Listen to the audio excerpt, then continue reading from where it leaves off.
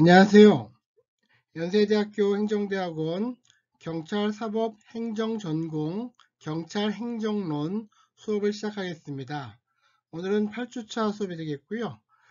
제 7장 퍼트롤이라는 순찰에 대해서 배우겠습니다. 여러분 이게 퍼트롤 발음할 때 이 A가 어 발음이 납니다. 그리고 이 O가 오우 발음이 나갔고 페트롤이 아니라 퍼트롤 그래갖고 이음절의 악센트가 있습니다. 이거 별거 아니지만 이왕 배우는 거 잘 배우면 좋을 것 같습니다. 그래서 버추럴이 되겠고요. 그 다음 이 부제가 달려있죠. 백본이라고 합니다. 본은 뼈잖아요. 뒤에 있는 뼈니까 뭡니까? 척추가 되겠죠. 경찰 활동에 척추가 된다. 그야말로 중심이 된다 이런 뜻이겠죠. 그래서 오늘은 순찰을 배우겠고요. 여러분 이게 지금부터는 제 3부가 됩니다. 폴리스 워크가 되죠. 폴리스 워크. 우리가 어떻습니까? 1부에서 우리 뭘 배웠죠? 기초라 그래갖고 경찰과 사회, 경찰 역사, 그리고 현대 법집행 산업 배웠지 않습니까? 그 다음 2부에서 경찰관과 조직이라 그래갖고 경찰 조직론하고 인사행동론을 배웠잖아요. 지난 시간까지. 그리고 지금부터는 제 3부가 되겠습니다. 폴리스 워크가 되겠고요. 그래서 오늘 7장을 하고 8장에 가면 질서 유지 업무에 대해서 배우고요. 그리고 9장에 가면 수사 쪽에 대해서 주로 보게 됩니다. 다음 10장에 가선 혁신, 그래갖고 우리가 지금 많이 봤었죠. 커뮤니티 폴리싱하고 프로블럼 오리엔트 폴리싱 뭐 이런 등의 어떤 혁신 활동을 배우게 됩니다. 자, 그럼 우리 늘상 했듯이 지난 시간 제 6장이죠. 폴리스 오피스 2 온 더 잡 그 부분에서 중요했던 사항 좀 한번 복습해 보겠습니다. 기억나시나요? 윌리엄 웨스틀리가 뭐라 그랬습니까? 입직 후에 신입 경찰관이 받는 걸 리얼러티 샥이라 그랬죠. 이 사람들이 처음 들어와서 어려움을 겪는다고 했습니다. 그리고 그러한 어려움은 어떤 시민들에 의한 불신들 혹은 적대감, 크리미널 저스티스 시스템, 형사법 체계 자체가 주는 어떤 불신, 그리고 디파트먼트, 경찰서, 특히 리더인 서장이 주는 어떤 스트레스랄까요? 그런 거의 업무 지시 이런 데서 리얼리티 샥이 있다. 이렇게 봤습니다. 그 다음에 이제 처음으로 첫 배치가 되겠죠. 이니셜 어사인먼트가 되겠고요. 근데 이건 어사인먼트 배치는 어떻게 된다고 했습니까? 기본적으로 시니어리티 시스템. 그래서 연장자주의에 의해서 배치가 된다고 했습니다. 그 다음에 우리가 중시했던 게 폴리스 서브컬처였습니다. 폴리스 서브컬처. 경찰 하위 문화라 그런 데 있죠. 이 전통적인 하위 문화의 개념은 누가 있습니까? 좀 전에 봤던 웨스틀리와 똑같습니다. 이 웨스틀리가 세 가지 특징을 얘기했습니다. 시크러시, 비밀주의, 솔리데러치, 연대성, 바이런스, 폭력성 세 가지가 있다고 그랬고요. 이런 세 가지의 하위문화, 경찰 하위문화의 특징은 어디서 왔다? 셀렉티브한 컨택, 그러니까 어떤 선별적인 접촉이라는 거죠. 누굽니까? 선별적인 접촉 주로 범죄자죠. 혹은 나쁜 사람들, 뭐 이렇게 힘든 사람들을 많이 본다는 거고 위험에 있는 거죠. 혹은 파트너와 오래 있게 되는 거죠. 근무 수면에서 그런 특징들. 그리고 대중의 호스탈러티는 그러니까 위해성 뭐 이런 게 되겠죠. 이런 거에 의해서 시크러시, 솔리더러티, 바이올런스라는 어떤 세 가지 특징을 가진 경찰 하위 문화가 형성된다 그랬고요. 특히 코드 오브 사일런스가 뭡니까? 침묵 규범이라는 거죠. 예를 들면 어떤 동료가 잘못을 저질러서 재판에 가서 자기가 진술을 해줘야 됨에도 불구하고 거기서 진술을 제대로 안 하고 어떤 조직의 어떤 보호를 해주는 그런 코드 오브 사일런스, 조직을 보호하려는 태도들, 이런 걸 코드 오브 사일런스라고 그랬습니다. 특히 우리 스콜릭이 주장했던 워킹 퍼스널리티 기억나십니까? 어떤 업무적인 인격 혹은 개성이랄까요? 업무 인격이 있다 그랬습니다. 업무 인격, 워킹 퍼스널리티. 기본적인 인격이 아니라 이런 업무 인격이 바로 좀 전에 얘기한 이런 시크러스라든지 솔리더러티, 바이올런스 이런 게 나오는 거고 코드 오브 사일런스 이런 특징을 갖는다는 거죠. 이게 업무 인격으로 봤고 특히 스콜릭은 두 가지 특징, 데인저, 위험과 오스로티, 어떤 권위에 대한 도전 뭐 이런 거에서 이렇게 워킹 퍼스널리티가 나온다 이렇게 봤습니다. 그리고 이런 거에 의해서 결국은 스테레오타이핑 나 레이셜 프로파일 문제가 나오기도 한다 했습니다.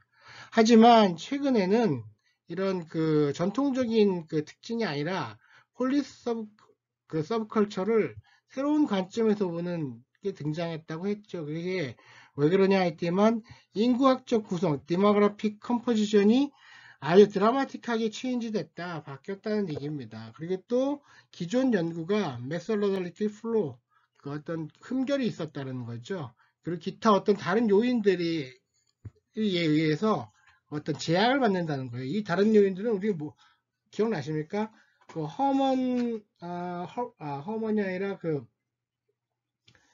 헐버트였죠. 스티븐 헐버트가 주장한 그 6가지 기억나죠? 법이나 관료적 통제, 뭐 유능함, 능력, 뭐 도덕성 이런 거에 의해서 영향을 받기 때문에 경찰 조직 하위 문화가 경찰 그 하위 문화가 이렇게 비밀주의라든지 혹은 연대성, 바이올런스가 의외로 강하지 않다. 이건 많이 과장된 거다라고 보는 게 최근의 어떤 관점이다. 이렇게 우리가 공부를 했습니다.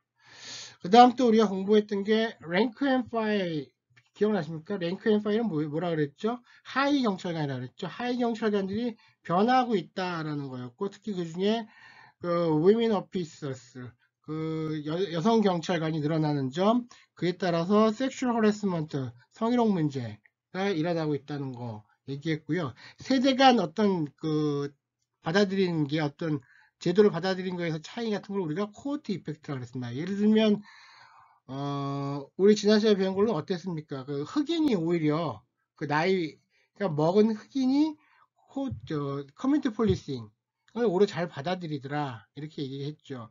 반대로 그 어떤 게 있었습니까? 그 미란다 원칙 같은 건 누가 봐 잘 젊은 친구들 젊은 세대들이 오히려 잘 받아들인다 이렇게. 근데 세대 간의 어떤 효과성이 다를 때 코호트 효과라고 얘기를 했습니다. 다음은 여러분이 꼭 기억해야 될 게 뭐냐면 이 attitude하고 behavior의 차이를 알아야 합니다. attitude는 태도고 behavior는 행태라 그랬죠. attitude가 behavior로 바로 가느냐 하는 문제예요. 내가 어떤 태도를 갖고 있다 그래서 내가 뭐랄까요, 어떤 폭력적인 형태가 있더라서 행동 그 자체가 폭력적으로 나오냐 그러진 않다는 거죠. 그것은 여러 가지 제약이 있다 그랬어요. 뭐 관료적 제약도 있을 수 있겠고 컴플레인, 외부 사람들이 컴플레인을 걸 수 있죠. 민원이 나오는 거죠. 민원이라든지 소송 뭐 이런 각종 감독이나 규제에 의해서 본인의 애티튜드, 태도가 이럴지라도 비헤이버는 꼭 그렇게 가지 않는다라는 거. 다른 요인들 때문에 이런 요인들이 중간에 간섭을 하는 거죠. 중간에 간섭을. 그래서 비헤이버가 나타나지 않는다는 거예요. 만약 이런 요인들이 없으면 어떨까요? 이런 요인이 만약 없으면 바로 어떤 애티튜드가 바로 비헤이버로 나오겠죠. 뭐 예를 들면 인종적인 어떤 그 차별의식 있는 사람 같으면 바로 행동 자체도 차별 있게 나오겠죠. 이런 식의 애티튜드와 비헤이버를 잘 구분하시고요. 이건 사회과학에서 되게 중요한 개념 중에 하나입니다. 다음 스타일 오브 폴리스 워크에서 뭐 간단하게 액티브한 게 있었고 패시브한 게 있었다 이렇게 배웠습니다. 적극 소극이라는 거겠고요. 무빙 스루 폴리스 커리어 그래서 이건 뭡니까? 경찰 경력을 따라서 움직이는데 뭐가 바뀐다 그랬죠? 뭐 셀러리 월급이 바뀌겠고 프린지 베인스는 부가적 이익이란 뜻입니다. 부가적 그러니까 어떤 수당 이런 게 됩니다. 잡 시큐리티라는 특징이 있다 그랬죠? 그 다음 또 인서비스 트레이닝을 받는다 그랬습니다. 이건 보수교육이 되겠죠. 보수교육. 그래서 특히 여러분 기억나 페리셔블 스킬이라는 거 있었죠. 페리셔블이 무슨 뜻이죠? 잊혀지는, 소멸해가는 이런 뜻이잖아요. 그러니까 그 사격 같은 경우에는 그 훈련을 자꾸 안 하면 없어지잖아요. 그래서 사격 훈련 같은 경우에 대표적으로 페리셔블 스킬이다. 이래서 이런 거에 대해서 어떤 계속 훈련을 받게 된다, 트레이닝을 받게 된다 이렇게 얘기를 했습니다. 그 다음에 여러분 기억나십니까? 커리어 디벨롭먼트, 경력 발전이라고 해석되는 건데 이런 경력 발전은 일종의 전문화 과정이라고 얘기할 수도 있겠습니다. 본인이 어떤 선택한 과정이었고 이거는 프로모션, 승진이라든지 스페셜 유닛에 대한 어사이먼트, 배치 이런 걸 통해서 할 수도 있겠고 레터럴 엔트리, 어떤 중간 입직, 다른 조직이 중간으로 들어갈 수도 있겠죠. 혹은 outside employment는 뭡니까? 경찰이 아니라 어떤 민간 회사에 뭐 이렇게 취직을 한다든지 투잡 뛰는 사람이 의외로 많다고 했습니다. 미국 경찰 같은 경우에는 그런 식으로 해서 자신의 커리어를 발전시키는 커리어 디벨롭먼트라고 얘기했습니다.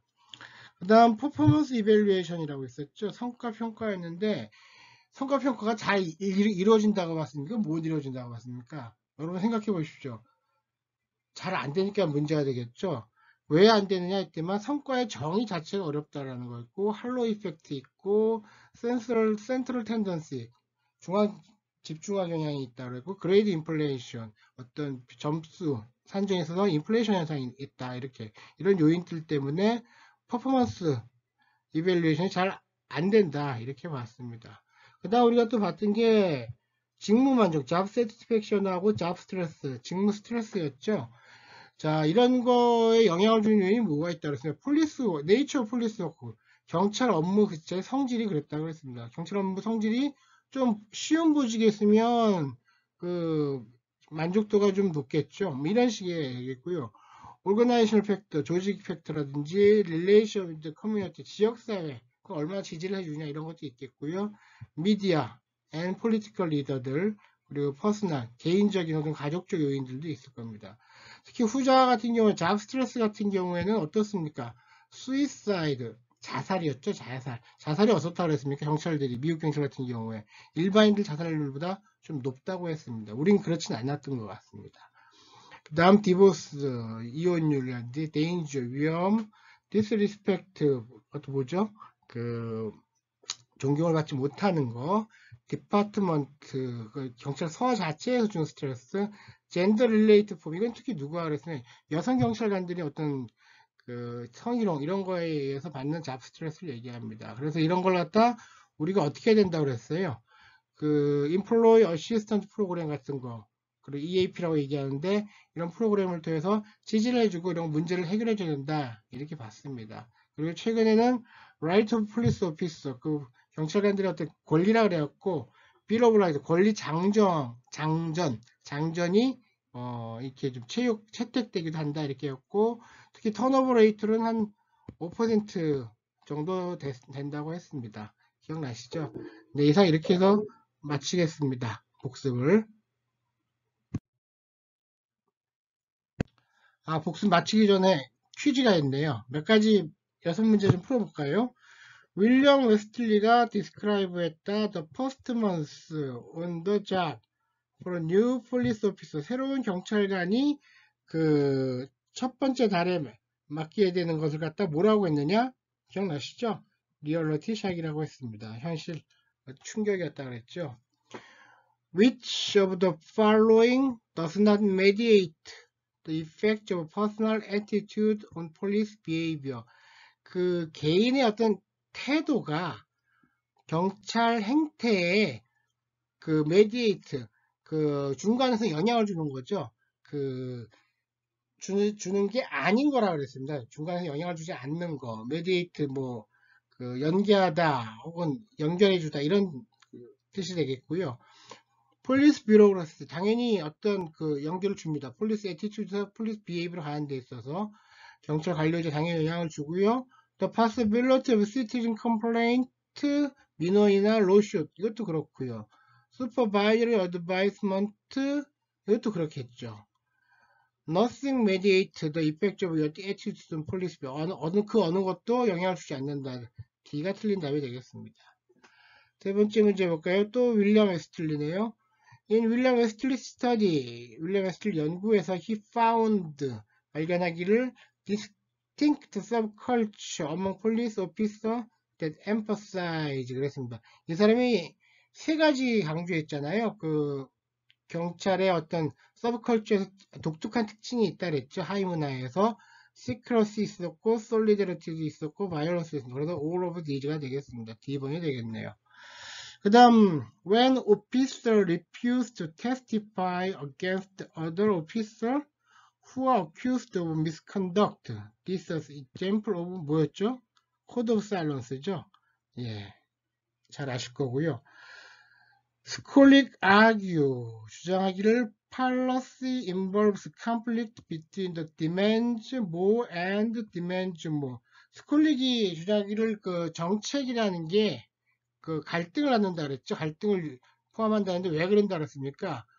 그 디맨드 오브 로하고 또 디맨드 오브 오더라는 거죠. 질서 유지에 대한 어떤 수요하고 질서를 유지하기 하기 위해서는 또 법을 지켜야 하는 경찰관 스스로가 이런 두 가지 차원. 예를 들면 뭐 그 불법 시위를 갖다 진압한다고 할 때 질서를 유지해서 진압을 해야 되지만 그걸 또 합법적인 안에서 해야 된다는 이 디맨드상의 어떤 차이에서 갈등이 있다 이렇게 얘기했습니다.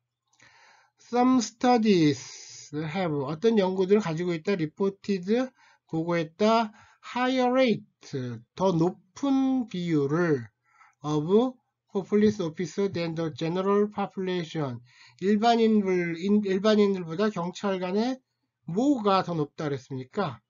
suicide, divorce, alcoholism, heart attack, suicide였죠. 미국 같은 경우 그랬습니다. 미국 같은 경우에 자 이게 다 잡 스트레스로 온다 그랬죠. 자 그럼 넘어가 볼까요? 자 7장 우리 오늘 배우게 될 목차 좀 잠깐 보겠습니다. 뭐 간단하게 처음에 The Central Role of Patrol 그래서 순찰의 중심적 역할이 뭐냐라는 거 펑션 기능이 뭐냐라는 거 배울 거고요. 순찰 조직과 Delivery of Patrol 그 어떤 순찰 어떤 전달이 되겠죠. 순찰의 전달 수행 이렇게 될 겁니다. 그래서 우리 여기서 이제 다양한 얘기를 할 겁니다. 우리 예를 들면 1인 순찰이 낫냐, 2인 순찰이 낫냐 이런 것까지 보겠고요. 순찰 스타일이 있습니다. 어떤 사람은 뭐 좀 더 적절한 사람이 있고 아니면 좀 콜만 받는 사람이 있겠죠. 이런 식의 스타일을 좀 보려고 할 거고요. 순찰 감독은 감독자가 어느 정도 범위에서 감독할 수 있는지 그런 얘기가 되겠고요. 상황실 같은 경우에는 여러분 우리도 상황실 있잖아요. 여기서 커뮤니케이션 센터라 그러는데 여기가 어떤 역할을 하고 있냐 이렇게 보겠습니다. 특히 좀 전에 볼 순찰 조직과 이 수행 이 부분은 효율성의 관점에서 보는 겁니다. 효율성. 이 효율성을 높이기 위해서는 순찰의 어떤 식의 운영이 돼야 되냐 하는 거고요. 사실은 이 뒤에 있는 순찰 스타일이나 순찰 감독 이런 것도 다 사실은 이 효율성에 영향을 미치는 요인들입니다. 그래서 여기 이 부분은 이 전체가 하나의 어떤 테마가 된다 이렇게 보셔도 큰 무리가 없습니다. 자 다음은 그 경찰 순찰의 체계적 연구라 그래갖고 기존 연구 동향이라 할까요? 그걸 잠깐 볼 거고요. 그 다음에 긴급 업무의 업무량, 우리 전화 그 112, 미국 911이죠. 이 업무량이 어느 정도 되느냐라는 거 보겠고 특징이 뭐냐라는 거 그리고 순찰 업무의 에스펙트 특징을 좀 보겠습니다. 우리 알고 있는 대응 시간 개념이죠. 리스폰스 타임 그리고 하이 스피드 퍼슈 그래야 고속 추적하는 거 뭐 이런 내용들을 볼 겁니다. 그 다음에 아주 중요한 게 이겁니다. 순찰의 효과성을 한 연구가 있는데요. 특히 캔자스시 예방순찰 실험들, 그 다음 뉴욕시의 도보순찰 실험, 요거가 아주 중요합니다. 요거는 꼭 기억해 두시기 바랍니다. 그 다음 마지막으로 전통적 순찰을 어떻게 임프로빙, 개선할지에 대한 얘기고요. 여기서 예를 들면 우리 긴급전화에 대한 차별적 대응을 해서 differential response 서부터 얘기가 됩니다. 거기서 고객 피드백까지 아주 간단하게 좀 살펴보겠습니다. 넘어갈까요? 여러분 지금 교과서 펴고 수업을 들으시나요? 꼭 펴고 들으십시오. 제가 지금 여기 지금 화면이 좀 작아서 어쩌면 잘 안 볼 수도 있기 때문에 교과서를 보시면서 교과서에 체크해 나가면서 들으시는 게 좋습니다. 처음 나온 거니까 한번 읽어보도록 하겠습니다. The cop on the beat. beat는 뭡니까? 그 순찰 구역이죠. beat에는 캅은 그 경찰관이죠. 캅. 뭐 우리 폴리스맨을 갖다 쉽게 캅이라고 그럽니다. Both the symbol of American policing. 미국 경찰 활동의 심벌이고 센터에 있다, 중심에 있다, 폴리스 액티비티에. 그리고 첫째, 왜 그러냐면 the majority of police officer 많은 수의 경찰관들이 assigned to patrol 그 순찰에 배치된다라는 얘기가 됩니다. 두 번째, the marked patrol car and uniform patrol officer visible symbol of police 이런 어떤 눈에 띄는 순찰차라든지 유니폼들이 어떠한 가시적인 심벌이 되고 있다. 경찰에. 이런 얘기가 되겠고요. 세 번째 어떤 얘기가 있습니까? Patrol officers are the most important decision maker다 그랬습니다. decision maker. 의사결정자라는 거죠. 특히 이 제임스 큐 윌슨이란 말이 유명합니다. 이거와 관련돼서 그 전에 게이트키퍼라고도 얘기합니다. 디시전 메이커고 폴리싱 크리미널 저스티스 시스템 내에서 게이트키퍼다. 이건 우리 앞에서 한번 나왔습니다. 예를 들면 형사사법 체계가 경찰, 검찰, 그다음 법원, 교정기관 이렇게 했을 때 이 전체를 우리가 CJ 시스템이라고 그랬잖아요. 크리미널 저스티스 시스템. 저스트 시스템 이렇게 봤는데 이 첫 번째 경찰을 우리를 뭐라 그랬습니까? 게이트키퍼라 그런다. 왜냐하면 여기서 시작하잖아요. 여기서 게이트키퍼다 이렇게 얘기했다는 얘기고요.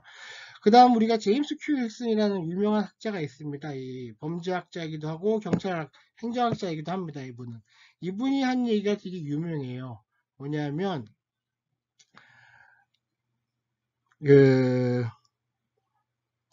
저도 이게 작아서 잘 안 보이네요.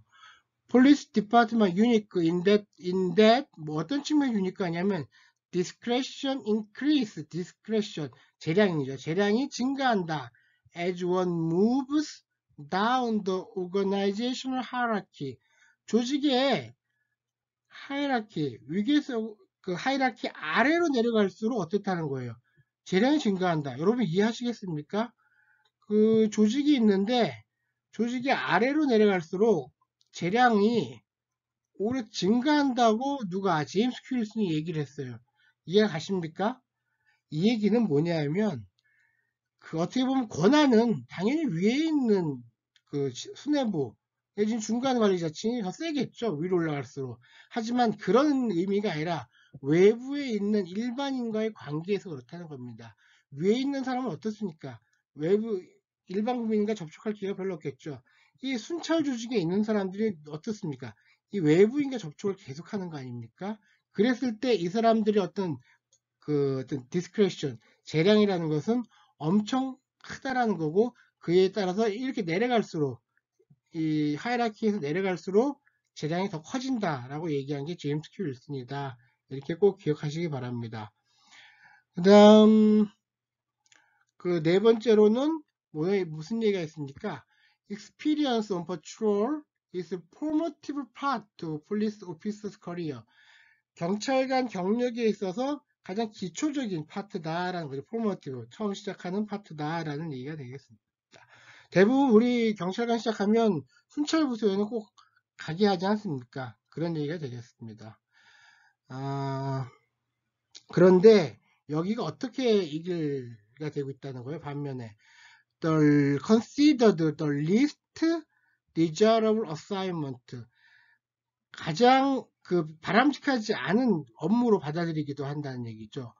lowest paid 가장 뭐랄까요 덜 월급이 적다는 얘기가 되어 있고 least consulted 되고 있고 most taken for granted 가장 좀 당연한 걸로 여기까지 한다 이런 얘기가 되겠습니다. 그러니까 평가는 어떻다는 거예요. 이렇게 경찰의 어떤 핵심임에도 불구하고 어떤 내부의 평가가 낮다 이렇게 얘기가 지금 되고 있는 겁니다. 퍼츄롤이. 여러분 우리나라 같은 경우에는 순찰 지구대 경찰서 근무하신 분 얼마나 되는 것 같습니까? 4.9만 명, 4만 9천 명입니다. 우리가 현재 18년 말 기준으로 11만 8천 명이는데 4만 9천 명이니까 50%는 되지 않지만 기능상으로는 가장 많은 인력이 배치가 되어 있습니다. 다음 순찰의 기능인데요. 순찰의 기능, 펑션은 우리 로버트 필 기억나십니까? 언제였죠? 1829년이었죠. 로버트 필경이 영국 런던 경시청을 만들었다고 했습니다. 그 당시에 런던 경시청을 창설하면서 순찰의 3대 기능을 얘기했어요. 필경이. 그게 첫 번째가 범죄 억제, 디터 크라임이라는 게 있고요. 그 다음 이건 어떤 얘기냐면 도처에 이런 경찰관이 산재해 있다. 이런 어떤 인상으로서 omnipresence impression을 갖고서 이렇게 범죄 억제 기능을 하는 거다. 이렇게 얘기를 했고요. 일반인의 안전감을 증진시키다. 아, 경찰이 저기 있구나 하는 걸로 안전감 증진시키는 거 어렵지 않고요. 세 번째, 중요한 경찰관을 찾아가는 서비스라는 거예요. 뭐냐면, 여러분, 우리 행정 업무 중에 최근엔 복지 업무가 그렇게 하고 있지만, 집으로, 언제라도 전화를 하면 집으로 바로 찾아가는 어떤 행정 서비스는 어디? 경찰, 순찰 서비스가 유일할 겁니다. 이런 얘기, to make offices available for service라는 얘기가 되겠죠. 경찰의 중심적 역할, 순찰 기능 잘 기억하시기 바랍니다. 다음은 그 순찰에 있어서 조직과 그 딜리버리에 대해서 얘기를 하겠는데요. 그 기본적으로 지금부터 배운 내용은 다음 슬라이드까지 순찰의 어떤 효율성에 영향을 미치는 요인이 뭔가라는 거에 대해서 중심으로 배우겠고요. 그 전에 미국 같은 경우는 자치경찰제지 않습니까? 그러다 보니까 그 경찰서마다 그 순찰 방식이 매우 다르다는 거예요. 예를 들면 뉴욕시 같은 경우에는 도보 순찰을 39%의 인력이 투입되고 있다는 거예요. 반면 산호세, 여기 아주 잘 사는 동네지 않습니까? 여기는 거의 도보 순찰이 없다는 거예요. 다 차만 타고 다니는 동네지 않습니까? 그 다음 그 플로리다 그 피터스버그 같은 경우에는 그 3분의 1이 오토바이 순찰을 한다는 겁니다. 반면에 마이애미 경찰서는 오토바이 순찰이 5%도 안 된다 이렇게 나와 있습니다. 이게 그러니까 각 지역사회의 특징을 반영하는 거죠. 순찰 어떤 방식이 이게 아마 자치경찰제의 어떤 전형적인 모습이라 할 수 있겠습니다. 아마 우리도 자치경찰제가 도입되고 나중에 정착하게 되면 이런 현상이 아마 나올 수 있을 겁니다. 지금 같은 경우는 사실 우리가 많이 일률적이잖아요. 근데 지역 편차가 더 커지지 않을까 이렇게 예측이 됩니다. 그렇다면 이 효율성에 영향을 미치는 요인이 뭐냐라고 이제 볼 텐데 처음 어떤 게 있습니까? 경찰관의 수죠, 당연히. 경찰관의 수에 따라서 효율성에 영향을 많이 미치겠죠. 그래서 그 예를 들면 그 2008년 기준으로 그 폴리스 파퓰레이션 레이시오, 그러니까 주민 1000명당 그 순찰 경찰이 몇 명이냐라고 했을 때 평균치가 미국 같은 경우는 2.5명이라고 합니다.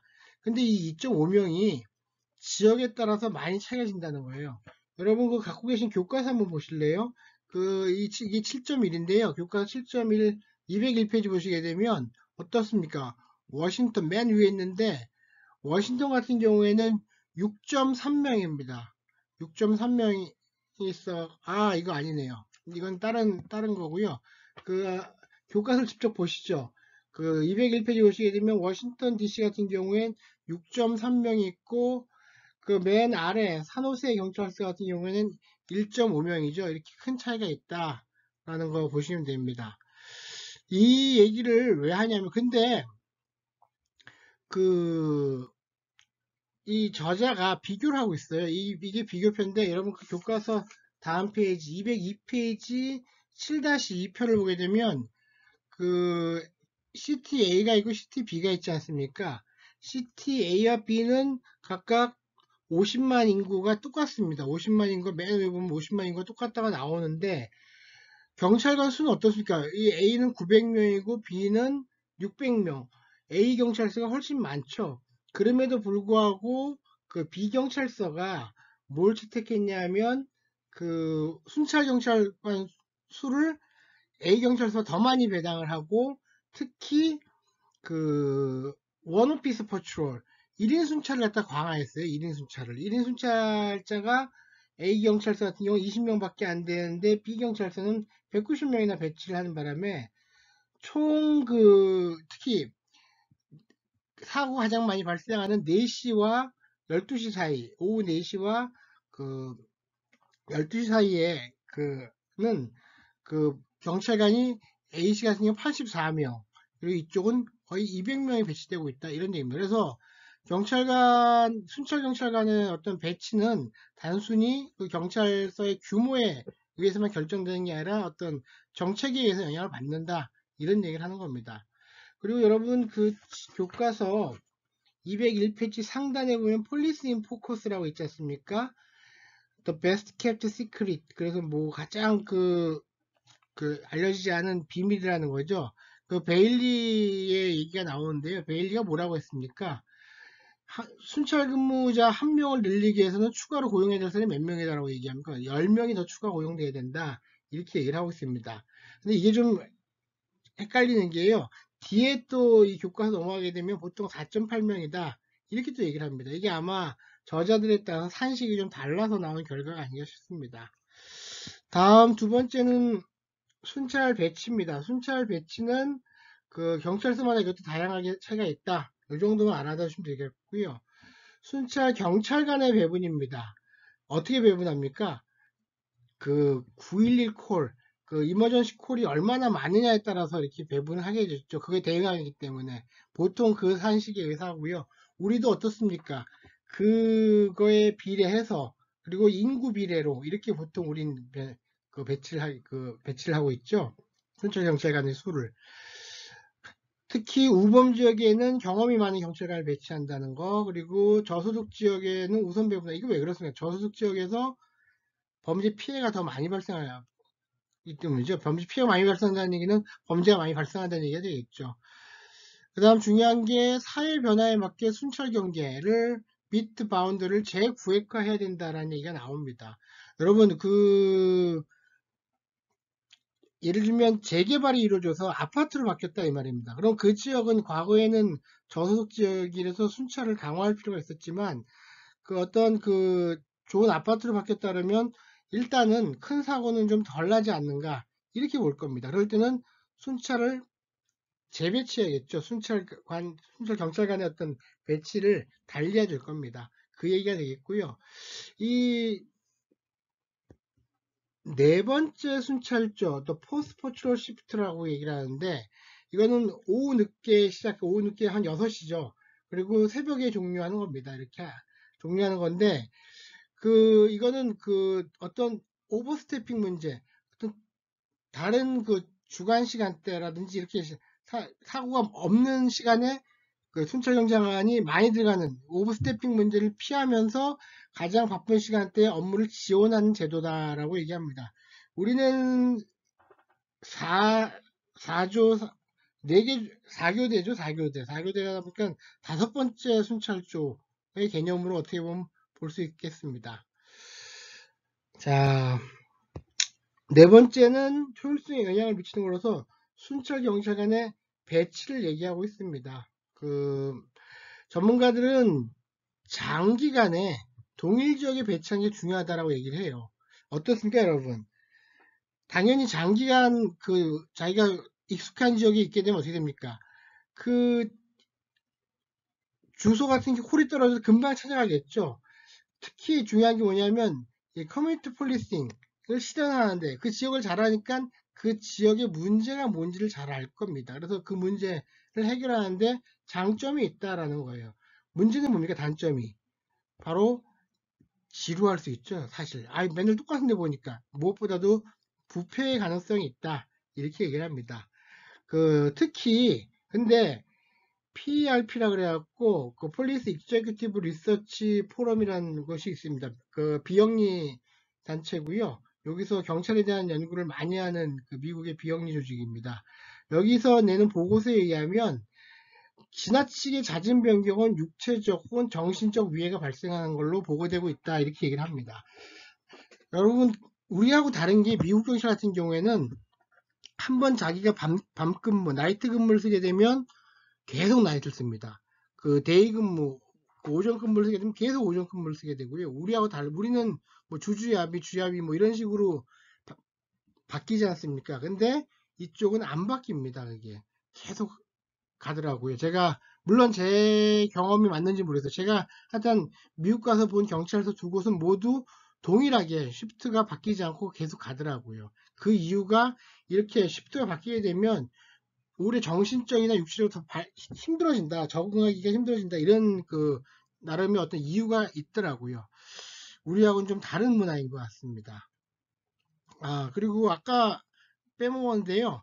아까 9.11에 비례해서 배분했다는 얘기는 요거에 대한 얘기입니다. 사실 여러분 교과서 7-3 보게 되면 그 까만색 이게 경찰관 숫자고요. 이 하얀 이 막대기가 그 CFS, Call for Service, 전화의 비율입니다. 전화하고 어떻습니까? 경찰관의 수가 대체로 비례하는 비율로 가고 있습니다. 특히 나이트 시프트는 어떻습니까? 좀 많죠. 그 전화 콜에 비하면 그만큼 위험성이 높기 때문에 그런 겁니다. 다음은 여러분 잘 아시는 핫스팟, 우범 지역. 우린 뭐 핸드폰 쓸 때 핫스팟 얘기하는데 핫스팟은 그런 핫스팟도 있지만 우리가 경찰분들 얘기할 때 핫스팟은 범죄가 다발하는 범죄 다발 지역 이렇게 표현하게 됩니다. 우범 지역 혹시 범죄 다발 지역이라고 얘기하는데 이 지역은 이게 중요합니다. COP, 커뮤니티 폴리싱이나 프라블 오리엔트 폴리싱, 문제지향 경찰 활동을 하게 되는 전제가 된다는 거예요. 이곳은 어떤 근원적인 문제가 있다는 거죠. 그래서 이런 지역에 대해서는 특히나 순찰도 더 강력하게 해야겠지만 인력 배분을 그 지역의 근본 문제가 뭔지 좀 더 들어가야 된다 이런 얘기를 합니다. 여기 나온 예를 들면 캔자스시 144번 순찰구역 이 살인율이 전국 평균보다 20배가 높았대요. 그래서 여기 같은 경우에 총기 제한 실험까지 도입했었다 이런 얘기가 나옵니다. 다음은 순찰의 유형인데요. 미국의 전국적인 평균을 보게 되면 차량 순찰이 84%, 도보가 4%, 오토바이 5%, 심지어 자전거가 5%입니다. 도보가 제일 떨어지죠. 오토바이나 자전거도 있음에도 불구하고. 당연히 차량이 압도적으로 많습니다. 차량 순찰의 장점은 뭡니까, 여러분? 효율성이죠. 빠른 시간 내에 도착할 수 있고 빠른 시간 내에 커버가 가능합니다. 다만 문제는 뭡니까? 주민 접촉이 저하되죠. 주민과의 어떤 괴리가 생기게 되고 이 책에서는 뭐라고 얘기냐면 주민이 이런 경찰관을 주둔군, occupy army, 자기들 갖다 감시하는 주둔군으로까지 간주한다라고 얘기합니다. 왜냐하면 서로 소통이 없게 되니까 이렇게 되는 거죠. 그래서 우리가 이제 잘 보게 되는 게 도보 순찰인데, 도보 순찰은 효율성과 지역사회 관계에 있어서 트레이드 오프 관계가 있다고 합니다. 서로 이게 올라가면 이게 내려가고 반대로 얘가 올라가면 얘가 떨어지는 이런 트레이드 오프 관계가 있다. 양자의 균형이 쉽지 않다라는 거고요. 다만 도보 순찰은 시내 업무 중심지에는 집중 배치하는 게 좋다라는 거고, 특히 좀 전에 얘기했던 핫스팟 같은 경우에도 이런 도보 순찰이 특정할 수 있으면 효과를 볼 수 있어요. 효율성이 높을 수 있다라는 거고요. 제가 과거에 산동네가 있었는데 마포구에 있던 어떤 산동네인데 이 산동네 같은 경우 어떻습니까? 워낙 길이 좋기 때문에 차량 진입이 안 됩니다. 차량 진입이.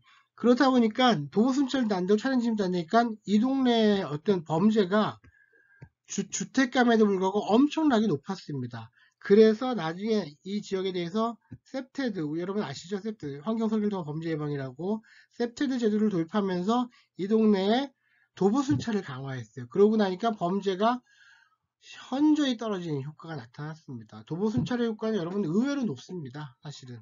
예. 그 얘기 하시겠고요. 그 다음 우리가 잘 알고 있는 어떻게 보면 우리한테 생경할 수 있게 잘 알는 게 아니라 1인 순찰하고 2인 순찰의 비교인데요. 우리는 대부분 어떻게 합니까? 2인 순찰이죠. 근데 미국에 가보게 되면 1인 순찰을 의외로 많이 볼 수 있습니다. 자, 1996년 뉴욕시에서 1인 순찰로 전환을 하려고 했대요. 2인 순찰이었다가. 근데 항의가 아주 엄청나게 발생했다는 거예요. 왜냐하면 경찰관은 생명을 위태롭게 할 것이다 라는 반대였다는 거죠.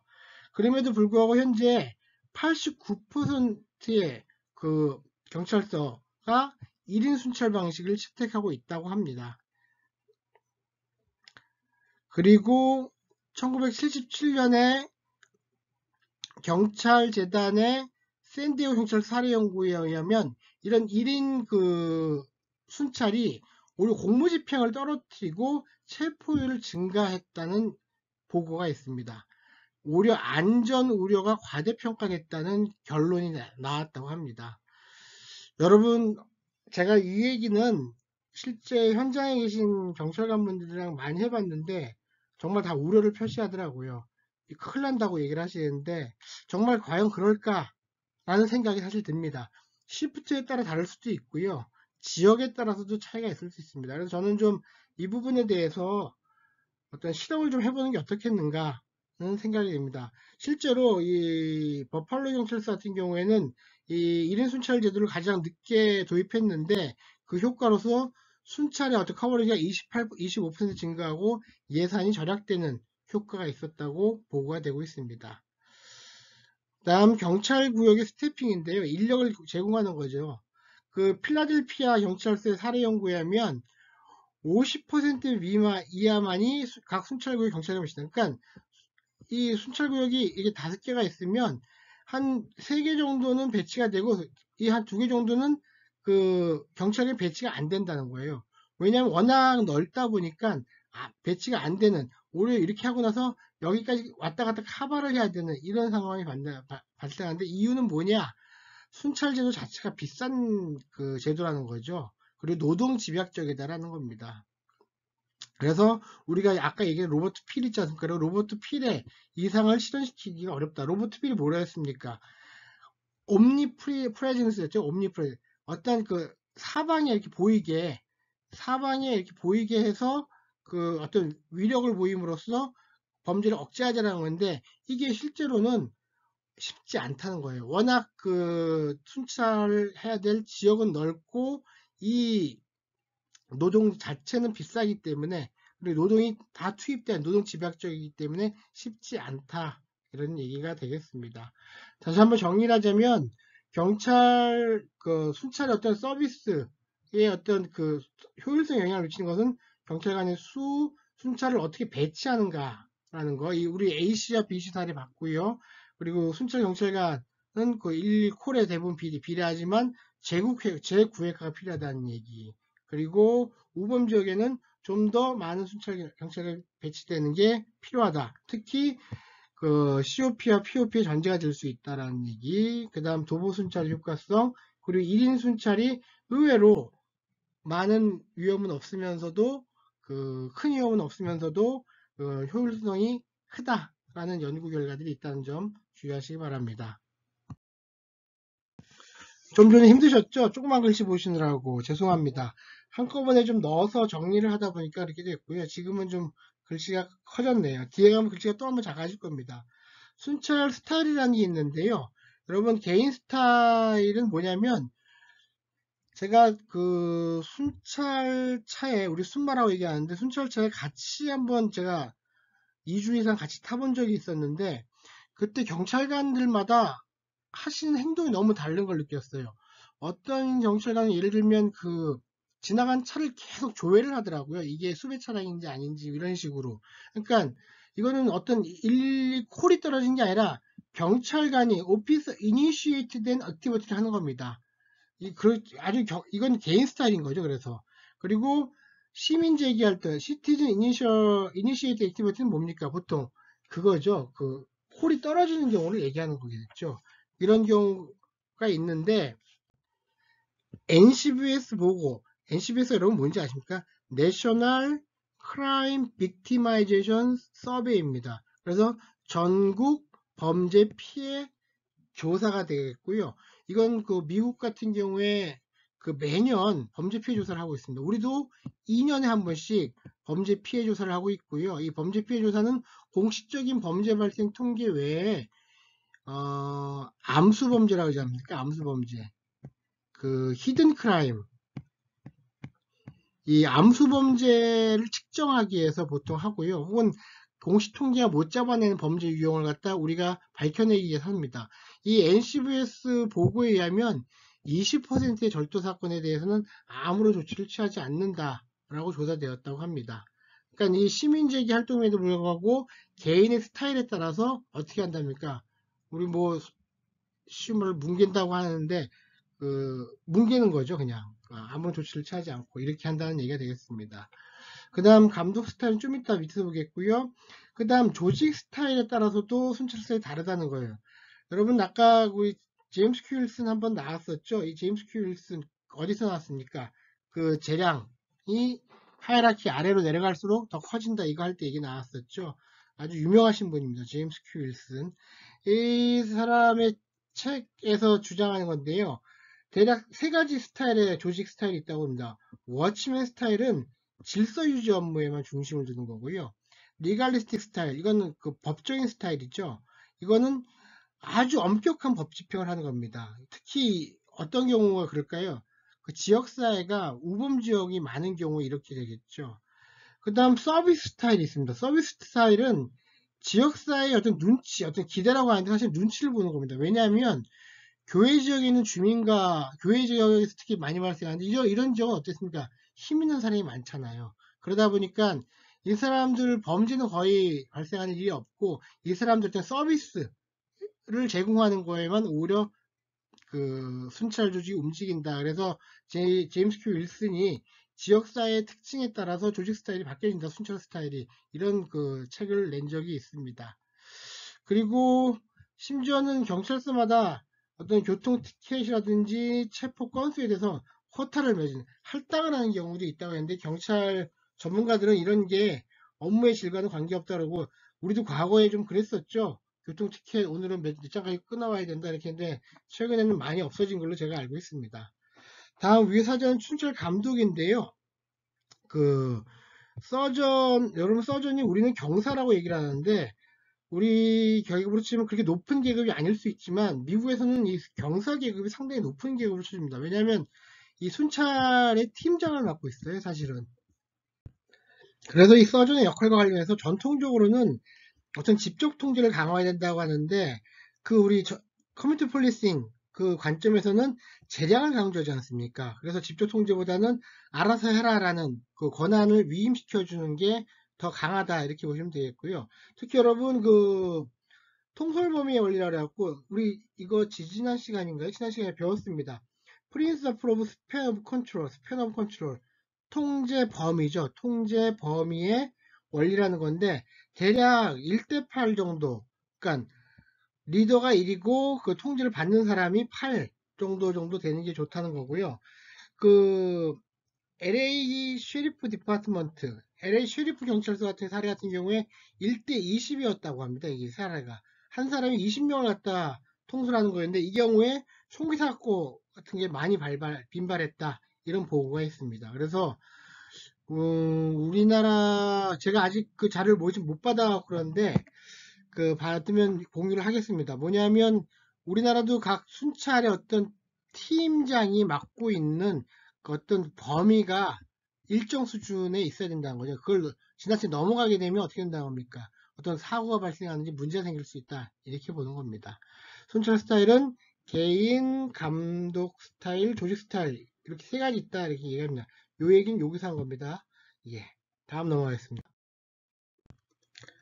자, 다음은 상황실에 대해서 커뮤니케이션 센터, 뭐 지령실이 될 수도 있겠죠. 지령실이 될 수도 있고, 그 상황실, 될 수도 있을 겁니다. 근데 커뮤니케이션 센터에 대해서 얘기를 하겠는데요. 재밌는 게 시작할 때 피터 매닝이라고 유명한 그 경찰학자입니다. 이 사람이 그 9.11 센터를 갖다 방문을 했었나 봐요. 그랬을 때 그 느낌을 그 책에 잘 표현해놨습니다. 그 아주 오래전에 갔지만 비비드했고 파워풀했다 그 경험이. 그리고 그 당시에 어떤 뭐 냄새도 나고 담배 연기를 뿌렸고 그 조명은 아주 어두웠고 하여튼간 그 경험은 어떤 그 유쾌하지 못한 그런 경험이었다 이렇게 쓴 글이 있는데요. 하여튼간 저도 이 글은 그 마닝이 1988년에 쓴 책에 나온 건데 아마 이전이 되겠죠. 이 당시에 아마 그 상황실 전경이었을 겁니다. 창문도 없고 뭐 이런 거였죠. 하지만 지금 우리 뭐 112 상황실이나 지령실 가면 어떻습니까? 이거보다는 훨씬 환경이 개선되어 있죠. 이거 완전히 다르죠. 아마 벌써 몇 년 됩니까? 지금 30년 전 이전에 어떤 40년 다 된 그 얘기를 하다 보니 이렇게 기술이 되고 있는 것 같습니다. 여하튼 이런 상황실은 9.11 중심 업무의 중심이 된다는 거고요. 특징은 이런 상황실에서 특징은 시민주도라는 거죠. 뭐냐면 콜이 들어와야 되는 거 아닙니까? 차를 나가는 게 아니지 않습니까? 그리고 그에 따라서 콜이 들어오면 대응적이라는 겁니다. 그리고 여기는 어디까지나 사건 중심적이다, 인스턴트 베이스다라는 거였고, 이런 경우에 그래서 우리가 다이얼 경관이다라고 다이얼 캅이라고 얘기합니다. 이렇게 하다 보면 어떻습니까? 이 상황실 중심으로 모든 문제 해결 돌아간다면 합리적인 기획이나 적극적인 문제 대응은 잘 이루어지지 않겠죠. 그런 문제가 생길 겁니다.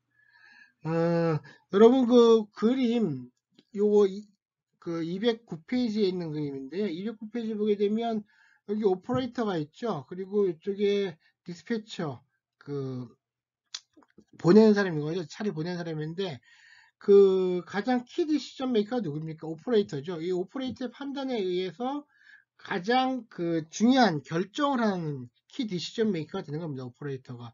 이게 코드 1인지 코드 0인지 정말 이렇게 판단을 하겠죠. 그리고 특히 근데 중요한 건 뭐냐면 이 사람이 대부분 시빌리언입니다, 여러분. 민간인입니다, 민간인.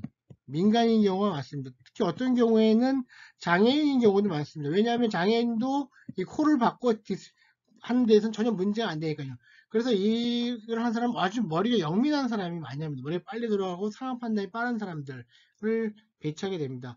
우리는 이걸 누가 합니까? 경찰관이 하게 돼 있죠. 그래서 어떻게 보면 장단점이 있는 것 같습니다. 이 민간인이 맡아야 되느냐 아니면 이걸 경찰이 맡아야 되느냐 오퍼레이터 역할을 그러니까 그런 그 쟁점이 있다는 거 좀 알아두시고요. 그 911 시스템 같은 경우에는 그 1968년에 유명하죠. AT&T 통해서 도입됐다는 거고 한국은 제가 미처 준비를 하면서 못 갖고 왔는데 다음 그 시간에 제가 갖고 알려드리도록 하겠습니다. 긴급 서비스 절차라고 있죠. 그러니까 전화가 왔을 때 어떻게 대응해야 되냐는 거죠. 우리도 사실 어땠습니까? 오원춘 사건 났을 때 그 위치를 찾는 것도 문제였지만 이 전화 건 사람의 그로부터 충분한 정보를 얻지 못한 거예요. 사실은. 그래서 매뉴얼이 있게 돼 있습니다. 지금도 매뉴얼이 그때도 있었지만 매뉴얼에서 발전이 됐죠. 미국도 마찬가지로 아주 두꺼운 300쪽짜리 매뉴얼이 있다고 합니다. 근데 거의 사용은 안 되고 있다. 이런 문제가 있다는 걸 지적하고 있습니다. 그리고 실제로는 그 LAPD 사례 연구를 보니까 전체 전화 중에 21%만이 경찰이 출동하더라. 그리고 50%만 긴급 상황이더라. 뭐 이런 얘기 이미 우리가 앞에서 배웠던 얘기고요. 다음 운영용 오퍼레이터하고의 시티즌 인터랙션인데 이게 좀 전에 얘기한 거 그겁니다. 전화를 건 사람으로부터 얼마나 정확한 정보를 획득할 수 있는가라는 거고요. 운영 요원이 집요하게 지속적으로 반복하는 경우에서 persistent repetition이라고 이런 훈련을 받습니다. 왜냐하면 정보를 정확히 얻어서 이 디스패처한테 줘야 되잖아요. 아니면 그 실제 그 퍼트롤을 쓰고 있는 그 경찰관들한테 정보를 줘야 되지 않습니까? 그래서 이 사람은 최대한 정확한 정보를 얻기 위해서 하는데 이게 오히려 이 전화 건 사람의 신뢰를 상실할 수 우려가 있다라는 거예요. 그래서 예를 들면 뭘 그것도 몰라요? 뭐 이런 식으로 정말 대답한 사람은 정말 큰일 난다는 거죠. 그래서 잘 훈련된 사람이 있어야 된다라는 거고요. 그 경찰 순찰에 대한 체계적 요구 이건 동행해서 관찰한 겁니다. 저도 그 과거에 해본 경험이 있다고 말씀드리지 않습니까? 이거 할 때 중요한 게 뭐냐면 정말 라포가 잘 형성돼야 되고요. 이 필기인데 함부로 쓰면 안 됩니다. 뭐 살짝 녹음을 하면 모를까 사실 녹음도 사실 동의를 받아야죠. 이 필기를 하기 시작하면 이분들이 말을 잘 하다가도 잘 안 하는 경우가 있어요. 그래서 웬만하면 필기는 살짝 메모 정도 하는 수준 그 정도에서 끝내야지 안 그러면 그 Systematic Social Observation, 이 SSO가 잘 이루어지지 않는다는 겁니다. 요거는 어떻게 보면 경찰을 연구하는 사람한테 꼭 중요한 말이 될 것 같습니다. 다음 긴급 업무량인데요. 그 아시겠지만 이 경찰서 간과 경찰서 내에서조차도 지역 간 차이가 큽니다. 그 대표적으로 조사를 해보니까 어떤 신고가 특정 가구에 집중된다는 겁니다. 그래서 5% 가구가 64%의 신고를 갖다 커버하고 있더라라는 얘기예요. 대단한 거죠. 그러니까 이 전체 콜에서 이 5% 가구가 계속 전화를 하고 물어보고 신고하고 이런다는 얘기가 되겠습니다. 그 전체 신고에 있어서 범죄와 관련되는 것이 30%가 안 된다는 건데 왜 그럴까요? 왜 그럴까가 아니라 이거의 함의는 뭐냐 하면 우리 앞에서 일자리 배경을 비슷합니다. 결국 경찰이라는 것은 전다 크라임 파이터보다는 피스키퍼 뭐 이런 의미가 더 중요하다. 프로블럼 솔버의 의미 이게 더 중요하다는 거고 폭력 범죄 여기에 너무 그 도취되지 말라.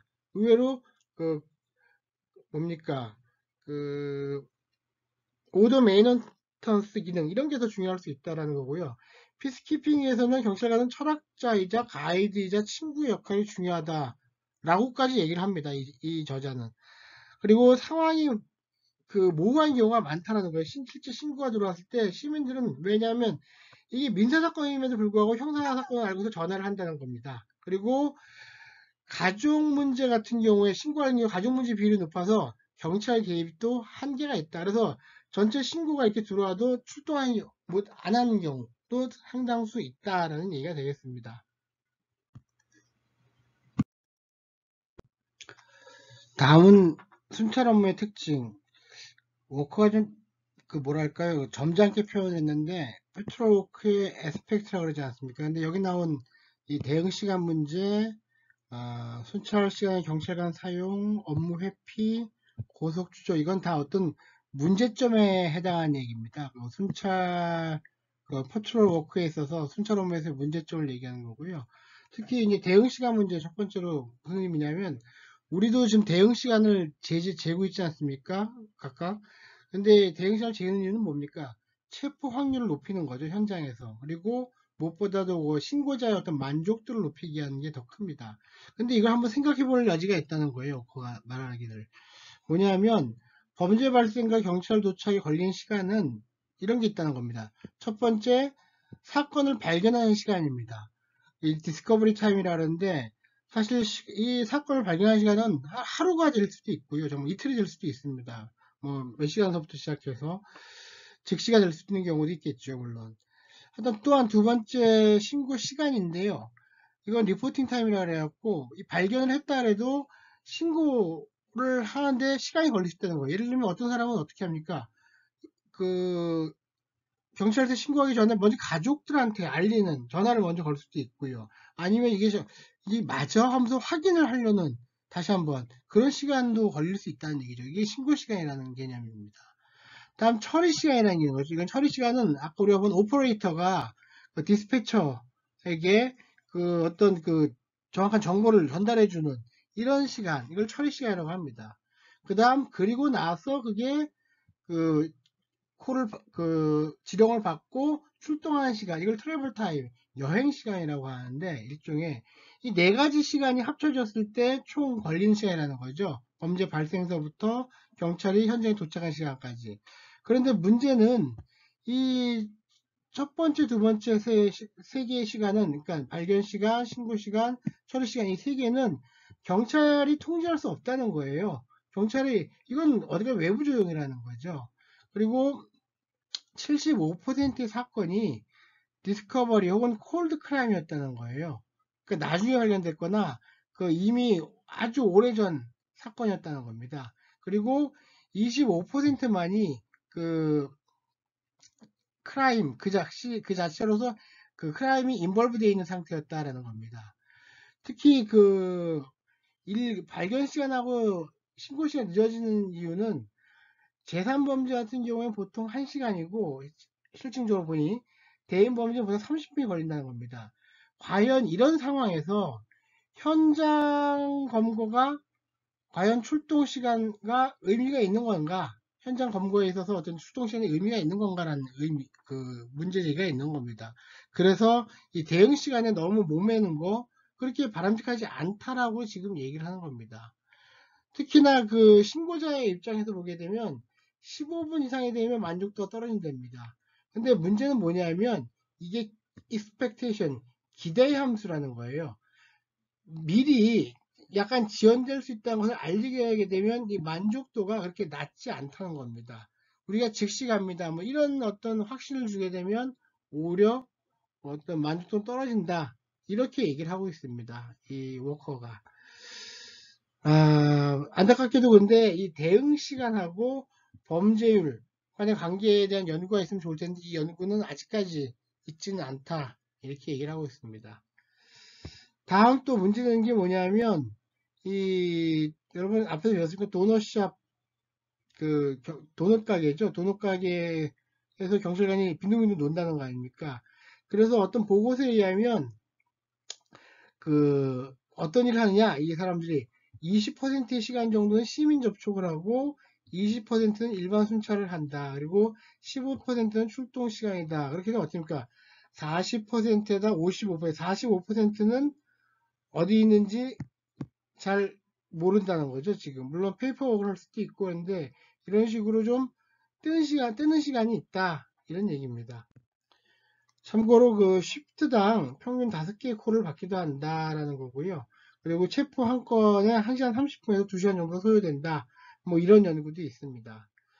다음 업무 회피는 어떤 경우냐면 사건이 종료됐다고 보고를 안 하는 겁니다. 뭐 그리고 땡땡을 친다 이 얘기입니다. 그 다음 고속 추적 하이스피드 퍼스트인데 여러분들 외국뿐만이 아니라 최근에는 우리 경찰도 이런 차량 절도범을 추적하는 과정 혹은 뭐 음주 단속하는 과정에서 고속 추적이 나오기도 하고 있죠. 이 고속 추적이 큰 문제거리라는 거예요. 왜냐하면 고속 추적 과정에서 34%가 사고가 발생한다는 거고 17%는 부상까지 발생한답니다. 그리고 심지어는 규정에는 고속 추적을 꼭 보고하게 되어 있는데 그렇게 하고 나서도 미국 같은 경우죠. 고속 추적을 보고하지 않는 경우가 적지 않다. 이렇게 얘기를 하고 있습니다. 그래서 고속 추적을 규제하기 위해서 리스트릭티브 팔러시, 추적 조건 이런 경우엔 추적해라고 조건을 특정하는 경우가 있다. 는 경우가 있고요. 혹은 디스커리징 팔러시, 아예 하지 마라 하는 식으로 하는 경우가 있다라는 거고요. 이건 순수 재량에 맡기는 경우도 있다라고 얘기합니다. 가장 많은 거는 추적 조건을 갖다 이런 경우에만 추적해라. 뭐 예를 들면 뭐 범죄가 막 지금 이루어지고 있다라든지 그게 확실하다든지 이런 경우에만 하라라고 어떤 지침을 준다는 거죠. 고속 추적에 대해서. 어떤 이 고속 추적 문제는 자동차 문화가 확산되면서 앞으로 계속 문제가 될 어떤 이슈가 될 겁니다. 다음은 순찰의 효과성 문제인데요. 제가 앞에서 얘기했듯이 아마 오늘 배우는 것 중에 가장 중요한 내용이 될 겁니다. 순찰이 과연 효과적이냐? 효과적이란 건 뭡니까? 범죄를 억제할 수 있느냐? 이런 거죠.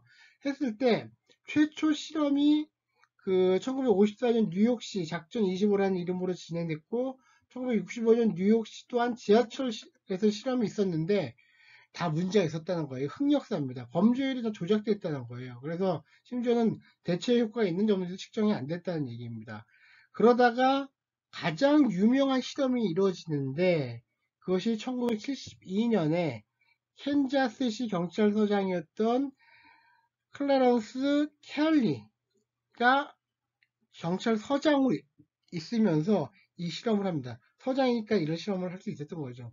그래서 우리는 이걸 갖다 캔자스시 예방순찰 실험, 캔자스 시티 프리벤티브 퍼트롤 익스페리먼트라고 이렇게 얘기를 합니다. 자, 어떻게 했냐면요. 기본적으로 5개 그룹에 대해서 3개 순찰 구역을 줬다는 거 아니에요.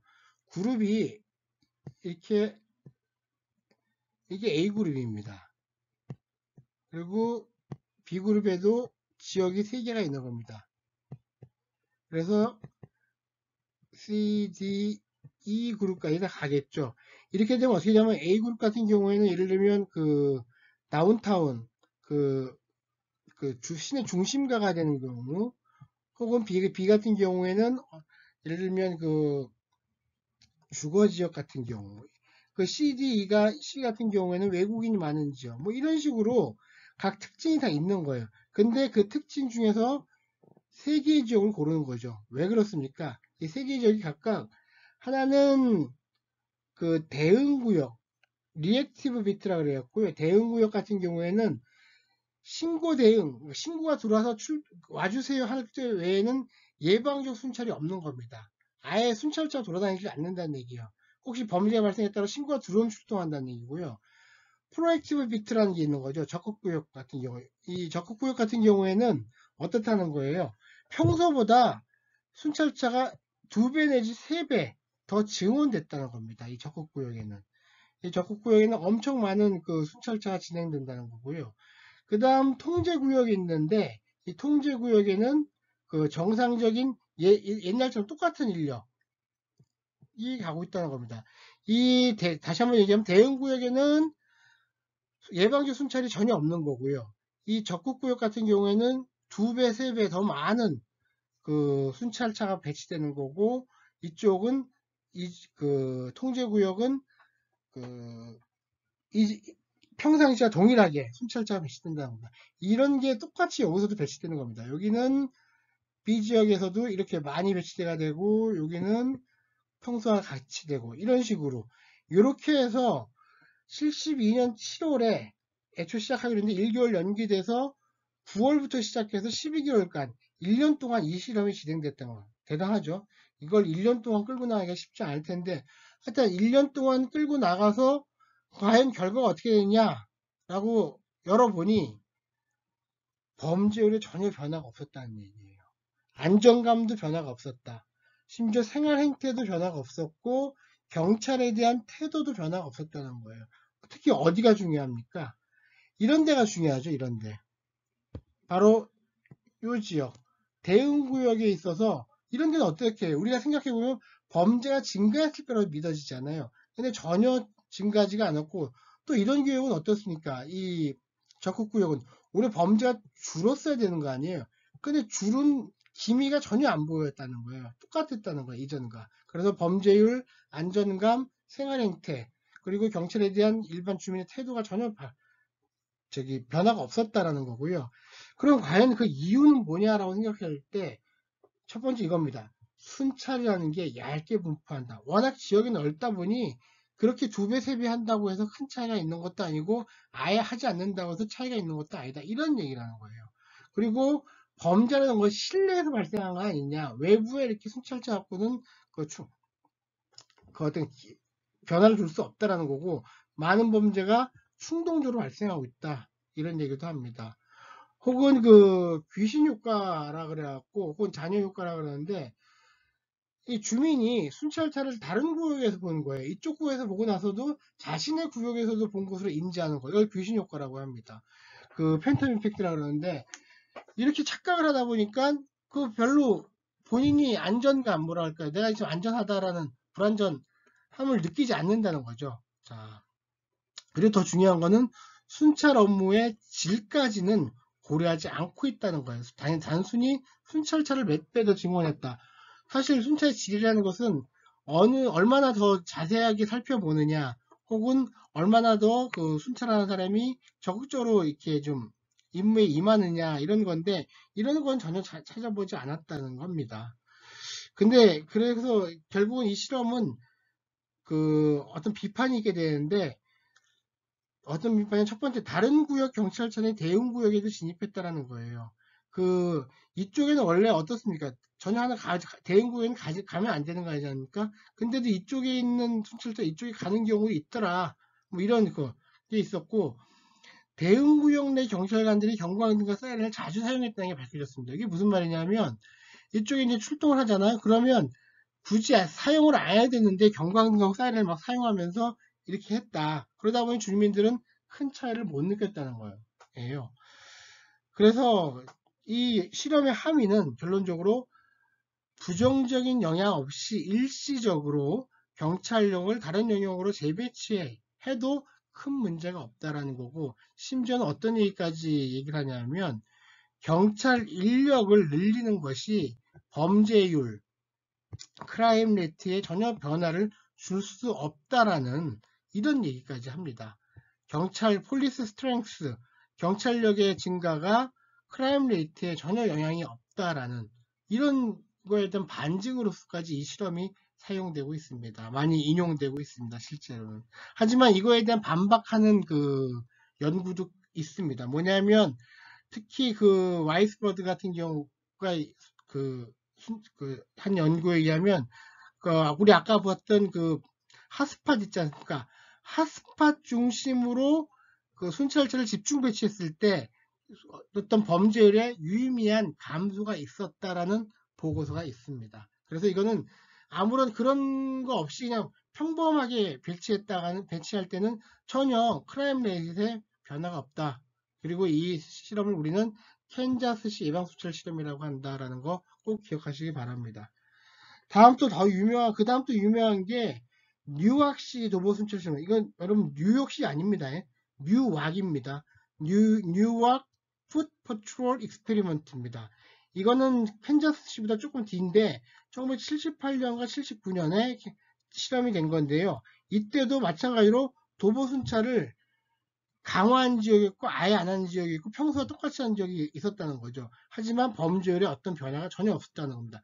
다만 재미있는 것은 도보 순찰의 증감을 시민들이 명백히 인식했다는 거예요. 그리고 도보 순찰이 강화된 곳에서는 범죄 두려움이 감소했다는 겁니다.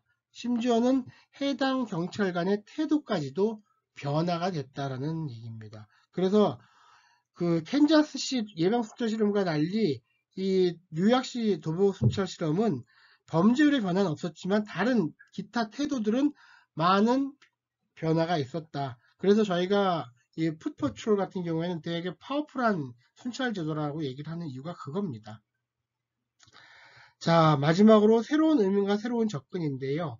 이런 실험들은 경찰 사고에 대한 전환점이 됐습니다. 70년대 초반, 72년과 78년에 이루어진 이 실험은 아주 경찰의 획기적인 변화를 갖고 왔어요. 전통적 가정, 이겁니다. 폴리스 스트렝스가 높아지면 크라임 레이트가 떨어질 것이다 라는 변화를 줄 것이라는 건데 전혀 문제가 영향을 주지 못했다는 거고, 두 번째는 도보 순찰에 대해서 긍정적인 어떤 그 관념이 형성됐다는 겁니다. 그리고 경찰관은 실제 무엇을 해야 하는가에 대한 의문이 제기되게 했고, 이것은 다시 지역사회 경찰 활동을 강화해야 된다는 그 어떤 귀결을 가져왔다는 겁니다. 여러분 이해하시겠죠? 이 부분 꼭 기억하시기 바랍니다. 다음은 전통적 순찰의 개선, 임프루빙에 대한 거고요. 간단히 보면 되겠습니다. 자, 긴급전화에 대한 차별적 대응, 디퍼런셜 리스폰스랍니다. 그래서 그 어떤 우리도 지금 우리나라 어떻습니까? 코드 제로부터 코드 4까지 있지 않습니까? 마찬가지로 심각성, 시리어스니스에 따라서 콜을 분류한다라는 얘기가 되겠고요. 이거에 따라서 빨리 갈 건 빨리 가고 천천히 갈 건 천천히 가자. 이렇게 해서 전통적으로 모든 콜에서 대응하는 게 똑같이 대응하는 게 아니다라는 거. 그래서 순찰을 개선해보자라는 거고요. 이 전화보고부서라는 것은 뭐 텔리폰 리포팅 유닛 TRU라는 게 있는데, 이거는 그 콜드 크라임, 이미 그 사건이 발생하고 범죄가 잡히지 않은 경우, 이런 경우에는 전담 부서를 설치해서 어떤 그 대응을 하자라는 겁니다. 이런 콜드 크라임에 대해서 신고가 들어왔을 때는 이쪽 전담 부서로 넘기는 겁니다. 그래서 그 다음 311 비긴급번호라는 게 생겼다는 거고, 우리는 182가 있죠. 이런 거 182에 의해서 어떤 그 112, 이쪽은 911에 집중되는 콜을 분산시켰다는 겁니다. 그 외에 그 외국인을 위한 그 통역 서비스를 제공하기도 하고요. 그 역전된 리버스 911은 뭡니까?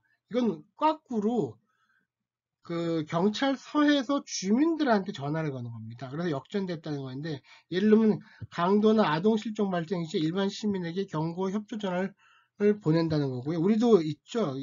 전화는 아니지만 실종아 등에 대한 엠버 경보 시스템이 있습니다. 다음 순찰 차량 내 컴퓨터와 비디오를 설치하기도 한다는 겁니다. 왜냐하면 이거에 의해서 감시를 할 수 있잖아요. 사실은 감시도 할 수 있고 업무 감시도 할 수 있지만 분쟁을 예방한다는 게 중요합니다. 공무집행 방해 같은 게 일어났을 때 어떻습니까? 이거 우리 지금 바디캠 같은 거 많이 설치하지 않습니까? 그리고 또 차에 있는 CCTV 이런 거에 의해서 분쟁을 예방할 수 있다는 거고요. 이런 기술적인 발전이 있었고, 지금 1인 순찰이 많이 되고 있는데 그 경찰 원전의 후보생을 가져온다는 거. 예를 들면 오레곤주 같은 경우에는 그 16에서 20세 사이에 고등학교 학점 C학점 이상 되는 사람을 대상으로 해서 전과가 없는 경우에 기초훈련 후에 차량 동승 후에 업무를 지원할 수 있게 해주는 이런 제도를 하고 있다는 겁니다. 우리도 어쩌면 예를 들면 경찰행정학과 학생들이랄까 이런 학생들 대상으로 이렇게 할 수도 있을지도 모르겠습니다. 그 다음 순찰 경찰관을 위한 도로기술훈련을 한다는 건데 이거는 뭐 위험은 많지만 잘 발생하지 않는 사건들을 위해서 사격이나 추적 기술, 방어술 이런 거에 대해서 단기 훈련이 있다는 거고요. 이게 다 전통 순찰을 개선하는 거고 지정 순찰과 우범 지역이라는 것은 무슨 얘기냐면 일반 순찰 업무 중에 특별한 임무를 부여하는 겁니다. 예를 들면 수배자를 수색하라든지 특정 지역을 집중 순찰하는 거 이런 게 되겠죠. 우리 정선 순찰, 난선 순찰, 요점 순찰이 있죠. 정선은 어떤 특정 지역을 따박따박 규칙적으로 가게 되는 거고요. 난선 순찰은 규칙이 전혀 없습니다. 규칙이 전혀 없는 이런 걸 난선 순찰이고 요점 순찰은 여기 도착하는 시간은 따박따박 정해져 있지만 나머지는 이렇게 뭐랄까요 자율적으로 맡기는 이런 게 요점 순찰이 된다고 합니다. 다음 고객에 대한 피드백인데요. 우리나라도 이렇게 조사를 하는지 모르겠는데 예를 들면 시애틀 경찰서 같은 경우 조사를 해보니까 이런 긴급전화에 대해서 5%만이 불만족이었다라는 얘기가 있습니다. 보고서가 있다고 합니다. 다음 전통적 순찰을 넘어서라는 얘기는 뭐냐면 어떤 긴급 서비스 기반의 어떤 서비스라는 것은 리액티브하다는 거죠. 그래서 계속 얘기가 나오죠. 커뮤니티 폴리싱이나 프라블럼 오리엔팅 폴리싱을 통해서 프로액티브하게 가야 된다. 이것이 바로 근본적인 전통적 순찰의 개선이 되는 것이다. 라고 얘기를 하고 있습니다. 여러분 고생 많으셨고요. 제가 마지막으로 이게 자꾸 강조가 돼서 한 말씀을 꼭 드리고 싶은데요. 우리 아까 크라임 파이터 있었죠? 크라임 파이터의 이미지하고 피스 키퍼 그리고 이게 프로블럼 솔버. 자, 아까 뭐라 했습니다. 크라임 파이터의 이미지가 너무 강조해서는 안 된다는 얘기를 했잖아요. 그리고 이게 좋아야 된다라는 식으로 이 기술이 되어 있습니다. 그리고 우리도 일장에서 많이 얘기했었죠. 어떤 전사의 이미지가 너무 강화되게 되면 왜곡이 생긴다 이렇게 얘기했습니다. 다만 제가 꼭 얘기하고 싶은 거는 그렇다고 크라임 파이터로서의 역할이 간과되어야 되느냐 이건 아니라는 거예요.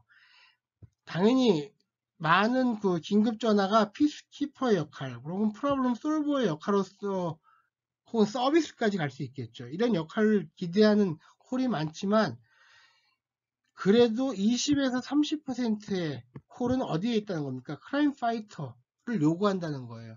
만약 크라임 파이터가 이 30%의 콜에 대해서 실패한다면 이걸 아무리 잘한들 문제가 생길 수 있다는 겁니다. 그래서 이 교과서의 저자 워커가 얘기한 거와는 좀 다른 식의 어떤 접근도 필요하다는 거고요. 제가 이러한 접근을 쓴 제 박사 논문이 시민 지향 경찰 활동에 관한 연구를 하고 있습니다. 앞에 일선 경찰의 정확히 이게 아니네요. 일선 경찰의 시민 지향성에 관한 연구네요. 저도 박사 논문 쓴 지가 오래되다 보니까 2005년 2월에 제가 이 박사 논문으로 이제 학위를 받았는데요. 뭐냐면 제가 여기서 강조했던 게 뭐냐면 당연히 이 기능이 중요하다. 피스키퍼나 프로블럼 솔버로서의 기능은 당연한 걸 수도 있는데 그렇다고 이걸 무시해서는 안 된다라는 거. 이게 바로 시민 지향적인 경찰 활동이라는 겁니다. 우리가 전통적인 경찰 활동을 간과하고서 어떤 뭐랄까요? COP, 커뮤니티 폴리싱이라든지 POP를 추구해서는 안 된다는 거예요. 우리 전통적인 경찰 활동까지도 중시하면서 이걸 포용해야 된다라는 얘기가 되는 겁니다. 이게 제가 얘기한 거고요. 제가 오늘 좀 강조를 좀 드리고 싶었습니다. 여러분 경청해 주셔서 감사하고요. 잘 마무리 지시기 바랍니다. 감사합니다.